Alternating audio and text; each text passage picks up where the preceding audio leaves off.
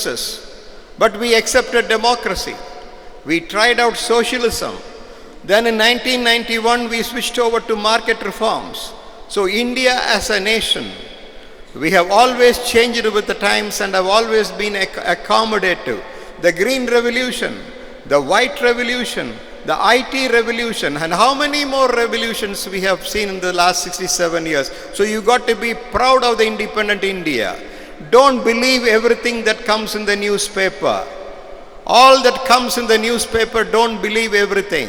India today is emerging as a power to reckon with. Have faith in your country. Have faith in your country, and that is what Vivekananda wants you to do. So these are some of the biggest achievements. But we could have done better. Yes, we have progressed a lot. But we could have done better provided we have involved the people in the task of nation building. Unfortunately, we didn't do that. What is the biggest problem of India today, young friends? What is the biggest problem? One, the multitude of the masses of India are reeling under ignorance. Agreed? The masses know nothing. You know everything, but you are not engaging yourself in the nation building activity. So the indifference of the masses, the ignorance of the masses and the indifference of people like us is costing the nation a lot. And India is too huge a country, too vast, too difficult to manage. It is extremely difficult to manage and govern a country like India. You will all agree with me. Too complex. It's very difficult. So no government can do justice. The people have to involve themselves in the mighty task of nation building, particularly you youth. It is here I should thank Swamiji for having thought of this topic. The topic becomes relevant only in this context. What is the context? India is too big a country, too difficult to manage, and unless the people themselves involved in the task of nation building, no single government can do anything. And in that context, you youth have a very big role to play. Now, I have faith in you for the simple reason, Swamiji, see how attentive they are.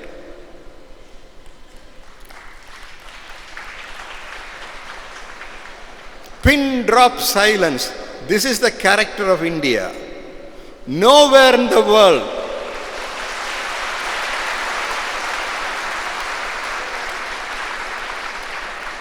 Swami, if we make way for them and we allow them to come here, Abdul Kalam's dream will become real tomorrow. I have faith in you.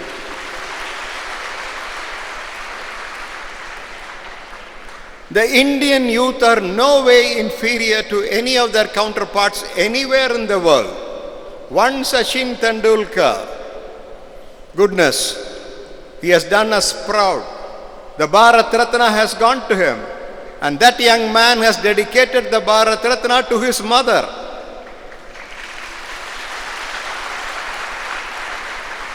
To my knowledge, no other sportsman anywhere in the world would have thought of dedicating that honor to the mother. That is the character and culture of India.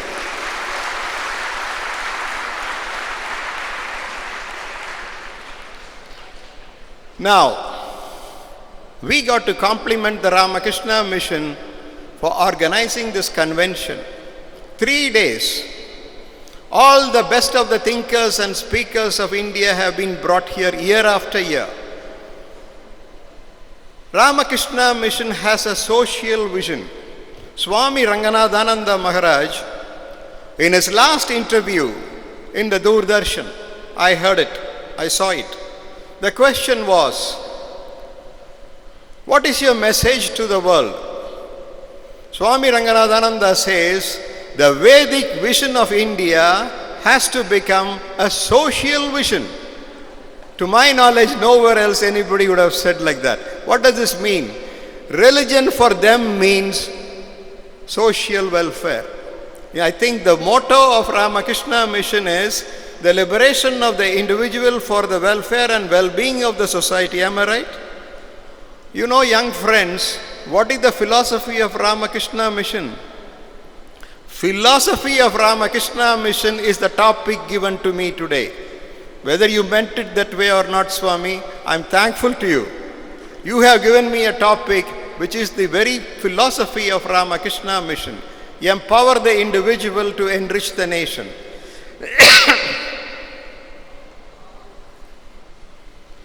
So for Ramakrishna Mission, they have a very progressive outlook, very modern outlook, very scientific approach. That is why, to my knowledge, no other religious organization in India will organize a 3-day convention for youth of 3 states and take the trouble to introduce the challenges of India to them. What is the strength of India today? Tell me. What is the strength of India today? Yes, lift your hands. Yes, what is it? Tell me. What is the strength of India today? Youth. So that 65% of India's population comprises of people of your age group.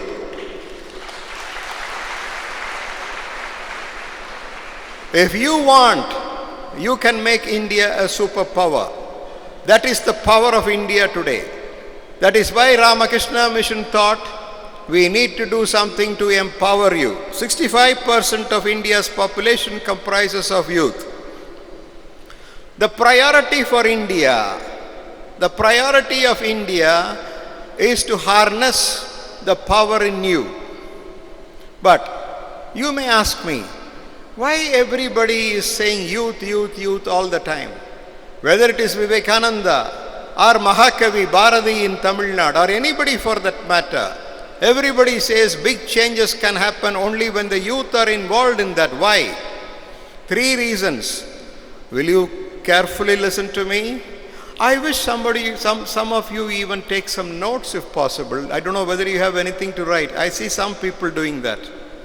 3 reasons. 1, you young people have an open mind. Tell me. You young people have an open mind. Tell me, open mind. Open mind.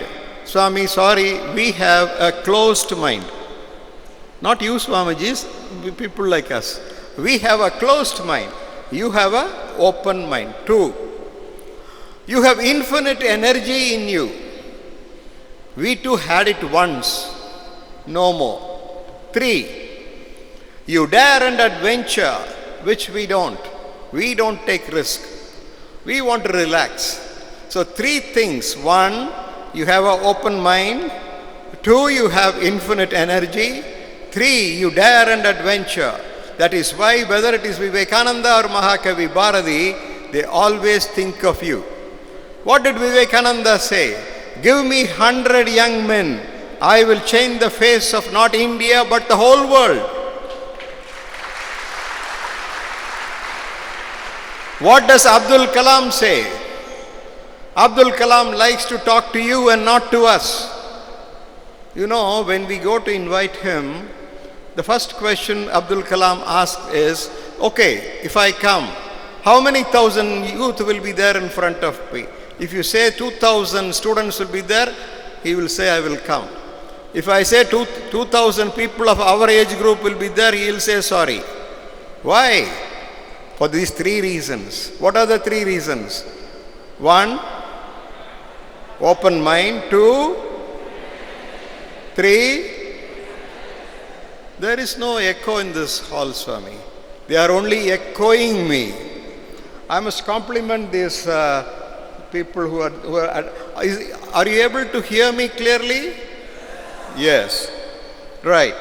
But now coming to this topic, empowering the youth to enrich the nation. What do you mean by empowerment? What do you mean by empowerment? Normally we say, if a young man like you has a good career, has a fat salary, you are an empowered person. Ilya? Agreed? If you have a good job and if you have a good salary, preferably in America, you say you are an empowered person. Agreed? So in other words, empower means career and nothing beyond career. That is one mistake. Second mistake, what do you mean by enriching the society? Economic development. If my country grows at 10%, I am an enriched nation. So what does this mean? Wealth creation. Material advancement means enrichment. Both are wrong. Both are wrong. That is why I told you I am for a change going to be analytical today. Empowerment does not mean ensuring you a career and a salary. Enrichment does not mean economic development and material advancement. So what is it then? That is going to be the rest of my speech.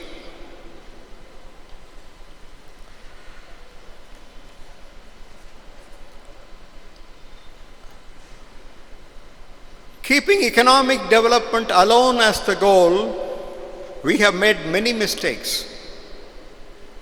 We thought economics is everything. Economic well-being is everything. Even today in the elections, both the candidates are talking about economic development, but that is not everything.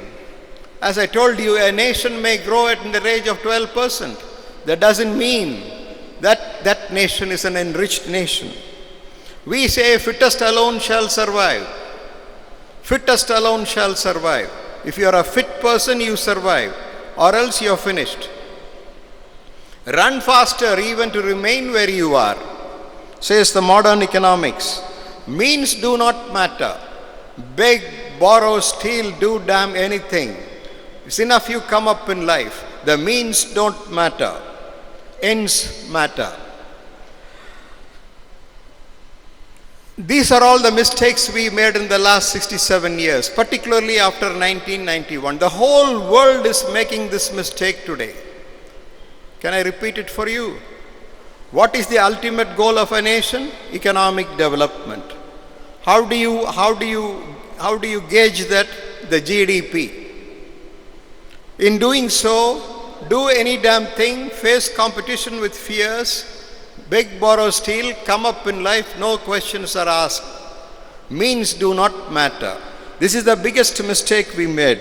As a result of this mistake, what have we inherited? One, the divinity, this is bit too difficult for you young people. The divinity in you is lost. The time-tested, age-old values have all crumbled. The very culture of India is under threat. The emergence of a monoculture. All the cultures of the world are getting synergized and a new world culture is developing. Social upheavals and disparities. The economics is not inclusive enough. There is ecological imbalance.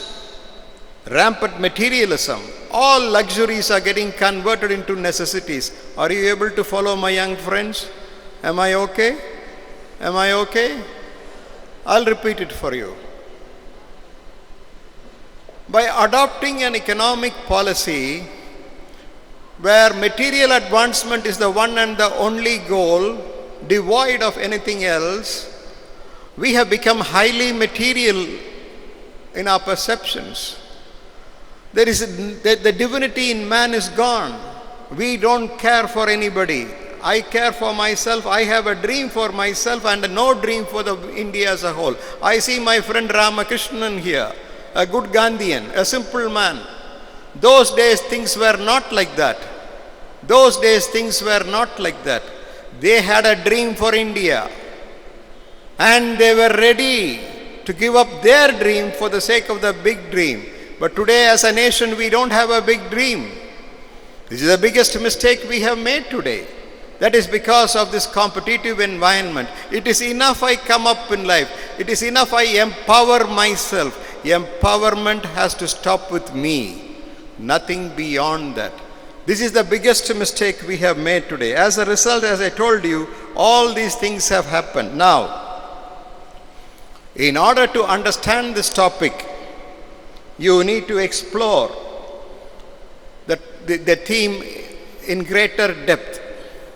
If suppose empowerment means career, if suppose enrichment means material advancement, then why should we debate it here in the Ramakrishna mission? This should be debated in an economic forum, in a business school, not here. But Swamijis know why they have included this topic here. This understanding of empowerment, this understanding of enrichment will ruin mankind totally. You know, the global warming today, the whole nature is disturbed. We have become like animals. The lust and greed in man is ruining us. Some time back, some Swamiji was telling me, all other species fight among each other and kill and ruin them, but man is the only animal, I believe, which kills itself by sheer lust and greed. So, what then is real empowerment? What then is real empowerment? What then is real enrichment? So what has to be the goal rather? What has to be the goal of human endeavor and aspirations? What should be our dream? What should be our dream? Is it my own well-being or the well-being of the nation? If suppose, friends, 100 years back, those who fought for freedom never sacrificed anything and made an arrangement with the Britishers, you and I will not be as free citizens of an independent republic. So, every generation has to sacrifice something for the well-being of generations to come. Now the question, what are you and me going to do? Are we ready to make any sacrifices for the well-being of future generations, or are we going to empower ourselves only to enrich the nation for a limited purpose? So what should be the goal? The goal, the vision. Who has given this vision? Mahatma Gandhi has given this vision. And Mahatma Gandhi has not invented it. In fact, he says, Satyam, Dharmam and Ahimsa are not something I discovered, but I took it from the Vedas of this country. They are as old as the mountains of India. So what has to be the goal of India? Holistic human development. This you have to repeat it. Repeat it. Holistic. All of you. Holistic. Louder. Holistic. Human development. Now what this means is, it is not enough I go up in life. It is not enough India grows economically, neglecting everything else. The nation should have a holistic goal, a holistic approach. Only then all will be happy. Saying this, Mahatma Gandhi has given this doctrine. Mahatma Gandhi's economics, you young friends should know. The present day Manmohan Singh economics, the market economics says, fittest alone shall survive. Mahatma Gandhi said, make everyone fit to survive. What a wonderful doctrine of Mahatma Gandhi. Fittest alone shall survive, you say today. Mahatma Gandhi said, make everyone fit to survive. It is not enough a few survive. It is not enough one Mukesh Ambani and one Ratan Tata and one Birla survive. Every Indian should be guaranteed everything in life. That is the kind of India he wanted to see. In fact, J.R.D. Tata, have you heard the name? He was the first Bharat Ratna recipient from the business class. J.R.D. Tata once said, my dream is not to see India as an economic superpower, but a happy country. I want my country to be a happy country. Who wants this 12% growth and 15% growth if ultimately nobody is happy? So friends, Mahatma Gandhi's economics, you of this generation should know. Now I want to tell you one thing. Today, all the economists of the world, for the first time, are trying to understand India and Mahatma Gandhi. They thought, we have to go back to that old man. What is Mahatma Gandhi's economics?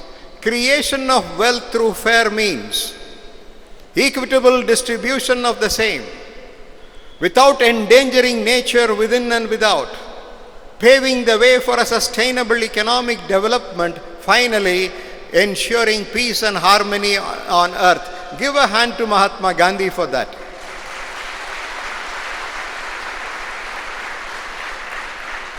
I will repeat it for you.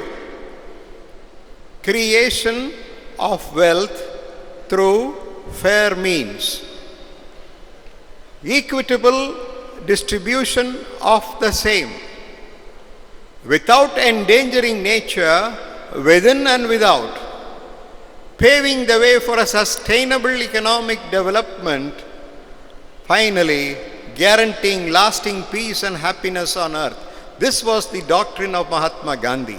Now, Amartya Sen, the Nobel laureate, now says Mahatma Gandhi's economics alone will survive for the simple reason the element of spirituality is there in that doctrine. All this nonsense, the American economics will not help